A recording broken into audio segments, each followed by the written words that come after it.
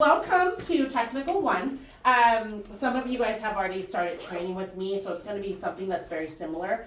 It does move a little quicker, just so you guys know. We don't do repetitive here. We do the haircut, we move on to the next. Repetition will come afterwards. So I believe I have some of you guys that I'm following up with on Wednesday on today's training. So if don't get too frustrated with yourself. In a day-to-day, our goal is to help you create a system in the haircut and have you understand what our 4 key elements and or cutting system and what our clipper system is. So that's my ultimate goal. So Tech 1 is just focus on layering. Today we're going to focus on the 180, the 90, and the 90.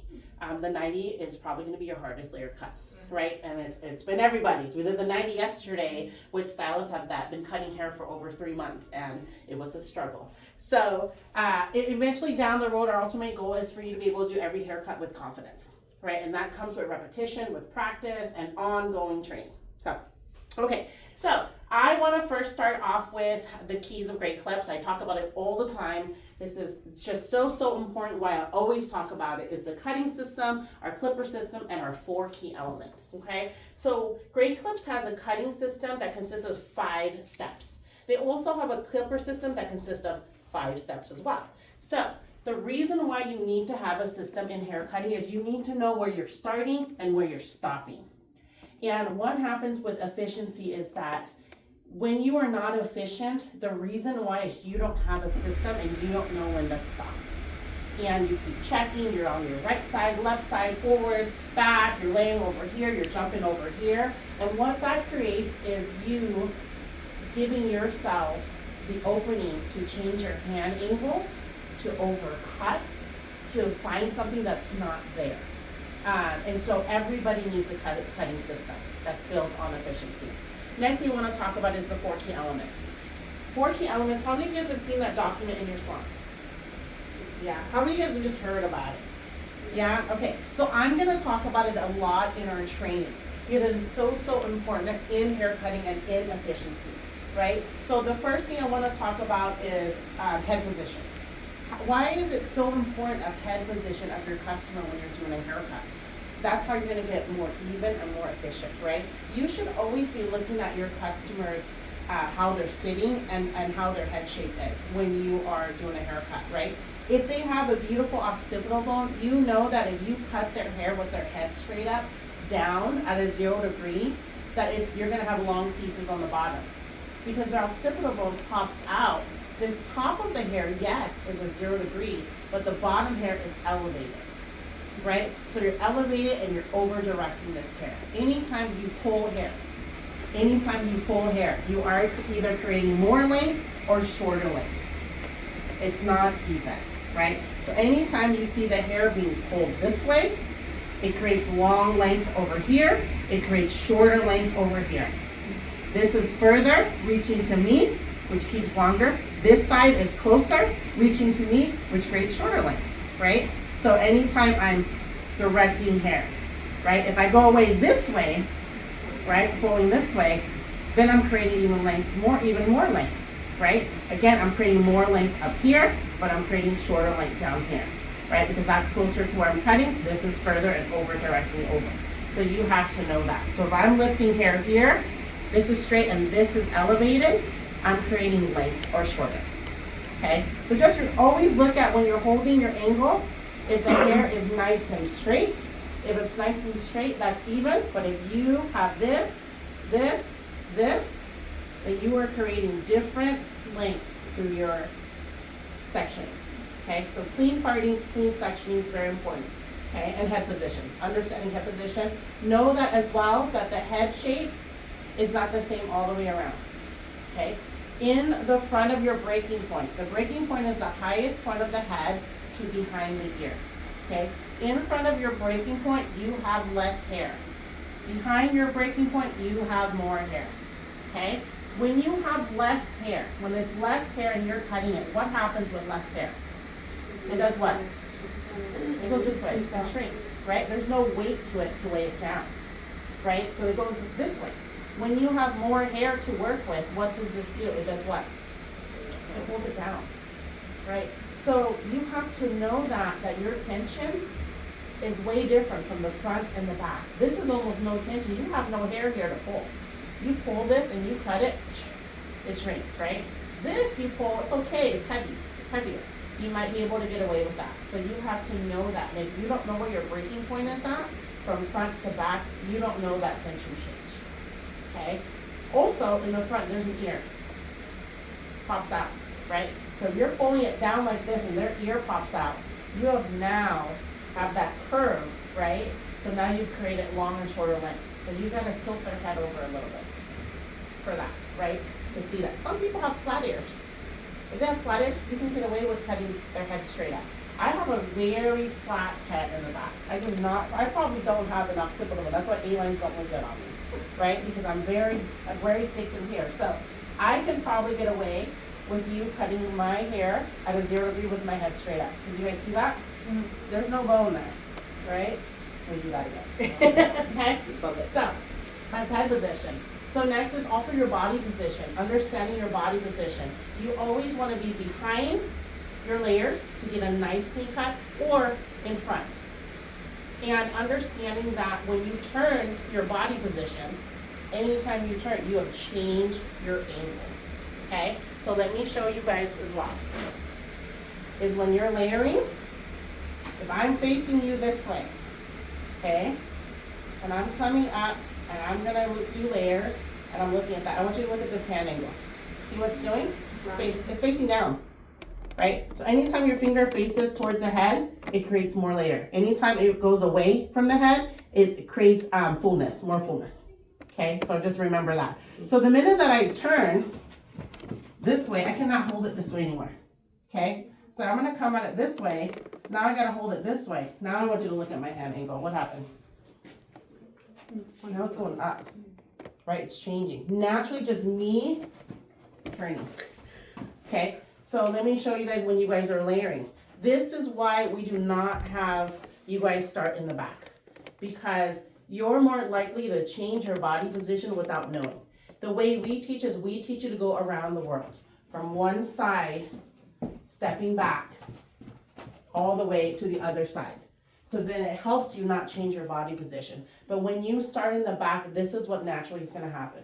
If you're layering, right, you're standing this way and you're layering, my hand angle is going up, right? I'm layering, I'm working this way, I'm working this way, I'm working this way. Then I come back to the middle, and then I'm naturally going to do this. Did you guys even notice that my body position changed? You didn't, right? Because I'm facing you. But I did this. Did you guys now notice how my hand angle is? It's now going down. And I didn't even notice I did that, because it's just a comfort. You're naturally talking and you're standing here. So if you start from the middle and you're going this way, you're supposed to come back in the middle and you're supposed to go this way to the back. And that is keeping my same body position. You guys see this? All the way back. But if I do this way, and then I come back this way, I'm turning, and then I'm going this way. Do you guys see what happened? You're not keeping that. That's why we don't have you start in the back. And always remember that when the hand angle changes, this is directing down, this is directing up. I have more fullness on this side. I have more layers on this side. The customer looks at it and says, why does this side look like it has more layers? Can you put more on this side? And you can't figure out why that happens. And it's because your hand angles were different. You still started the first layer where she wanted it. You still have her length where she wanted it. But because you changed your body position, you created different angles of layering on one side compared to the other side. So that's why body position is really important. Okay? Next is partings and sectionings. Understanding what is vertical, what is horizontal. Okay? If you are layering at a vertical, this way, this naturally is soft. Leaves everything soft, it blends nicely. If you are layering at a horizontal, this way, this naturally leaves everything blunt, lines, okay? There'll be lines there. There's no wrong or right way. You just have to know that's what it does. right? We cut everything horizontal on the bottom because we want blunt. And if we want wispy, we start point cutting that, correct? Right? And then when you are checking, or if you want to layer this way, you're creating blunt lines. Okay, that's okay too, but guess what? Let's point cut that to soften it a little bit. Now, if you're doing someone's hair that has like very wispy ends, that's okay if I'm going to do horizontal and create blunt lines, because she doesn't have any weight. I need some weight there. I need some blunt lines, right? But if I have fullness, full hair, full head of hair, and I'm going at a horizontal, I'm now creating steps in her hair. Does that make sense? You guys have to know that because the customer's not going to come in and tell you that. Yeah. Okay, so horizontal versus vertical. Really understanding that. You're sectioning, making sure you have clean sections before you start. Doesn't matter how big it is, as long as it's clean. Okay, perfect. And last is elevation. The 3 main degrees that we talk about in school is the 180, the 90, and the 45. Does that mean that you can't go 200, you can't go 135? Absolutely not. You get whatever angle you need to blend that short to the long. But the reason why they talk about 180, 90, and 45 is you have to know what leaves the most hair to what leaves the least amount of hair. So let me ask you guys this. What if somebody came in and their hair was super thin on the bottom, like mine? It doesn't look like it, but my ends are really thin. Right now you can see that I have strings, right? And they come in and you can see right through their hair in the bottom. They want layers. What layer technique will leave them the most bulk? 180. 180, correct? So, if someone came in with that thin of hair, I probably won't use the 90. Why would you not use the 90? You don't have enough perimeter to remove all that bulk and put that much layer in. Someone with very thin hair, even with using a 180 and doing a little bit, it's gonna look like a lot of layers because it's not a lot of hair, right? Again, a customer's not gonna come in and say, I want a 90 layer. I want a 180 layer. Do you know that when you say long layer, all that means is the hair is long. The layer is long and the length is long. When you say medium layer, it just means it's medium length. That does not determine a 90 or a 180. You can have medium layered hair with a 180 layer process. If that customer wants fullness on her bottom and just a little height on top, you do a 180. But it's medium length hair. It's still a medium layer.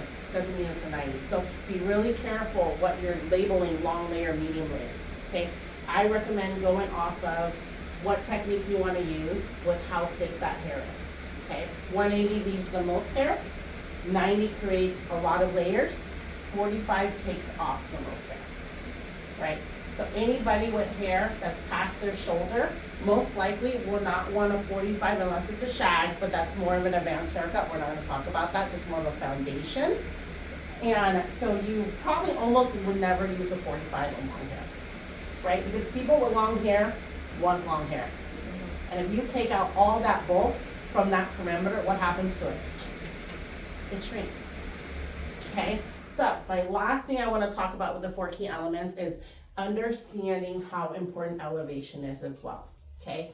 Customer walks in, they don't have a lot of hair. You choose to do a 90 layer. You choose to work all the way down the head. They only want an inch off the whole haircut. You took an inch off the whole haircut, but you did a 90. The customer now says to you, oh my God, my hair is too short. And you're looking on the ground, you're like, well, I took an inch off. She wanted an inch, and you're confused. Do you guys know what happened in that haircut? Why it was too short for the customer, even though you took an inch off of what she requested? Because the elevation of the 90 that you used when you polished, you used 180 instead of the 90. Okay, what happened to the hair? It shrunk. It shrunk. That's exactly what happened. So you chose the wrong layering technique.